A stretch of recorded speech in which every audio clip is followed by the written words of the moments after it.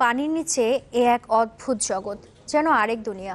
নামে জাদুঘর হলেও আটলান্টিক মহাসাগরের এই দুনিয়া টানছে অ্যাডভেঞ্চার প্রিয় মানুষদের।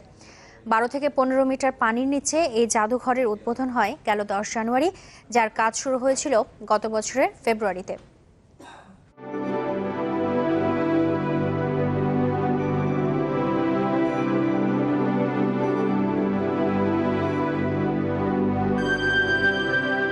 পানির নিচে জাদুঘর, যেখানে কেউ ব্যস্ত সেলফি তোলায়, কেউ বা মনোযোগ দিয়ে পড়ছেন বই।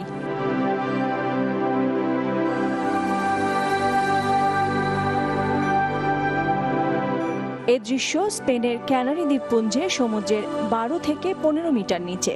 পানির নিচে ইউরোপের প্রথম এই জাদুঘর ঘিরে তৈরি হয়েছে ব্যাপক উন্মাদনা।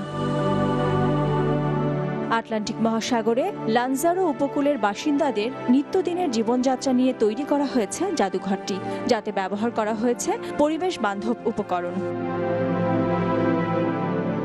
এর স্থপতি জ্যাসন দ্য কেয়ারস্টেলার, তিনি জানান, পানির নিচে হলেও জাদুঘরটি 300 বছর টিকে থাকতে পারবে। জাদুঘরটিতে আছে 300 ভাস্কর্য। 2500 মিটার আয়তনের জাদুঘরটি পরিদর্শন করতে চাইলে যেতে হবে ডুবুরির পোশাকে। তবে যারা সাঁতার জানে না, তাদের জন্য আছে বিশেষ নৌকার ব্যবস্থা, যেখানে বসে উপভোগ করা যাবে অপরূপ এই সৌন্দর্য।